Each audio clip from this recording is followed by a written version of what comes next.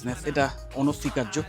এই বিজনেস ছাড়া যদি তুমি কোনো অন্য প্রফেশনের কথা ভাবো বা অন্য কোনো স্যালারিওয়ালা যে জব তার কথা ভাবো, সেখানে যদি তুমি হায়েস্ট পেইং যে সমস্ত জবস আছে সেইগুলো যদি একটু খোঁজখবর নাও, দেখবে সেখানেও কিন্তু আলটিমেটলি ম্যানেজমেন্ট লেভেলের যে সমস্ত ডেজিগনেশানগুলো আছে বা যে সমস্ত প্রফেশনগুলো আছে যেখানে ম্যানেজমেন্টের হয়ে কাজ করতে হবে, মানে অ্যাজ এ মালিকের রিপ্রেজেন্টেটিভ হয়ে কাজ করতে হবে, সেখানেই কিন্তু স্যালারিটা বেশি।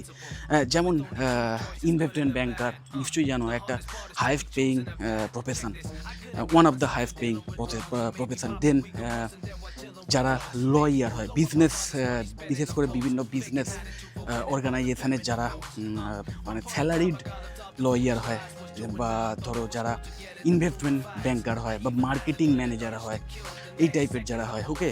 তো এই সমস্ত, এবং এখন নতুন ক্ষেত্রেও দেখা যাচ্ছে বিভিন্ন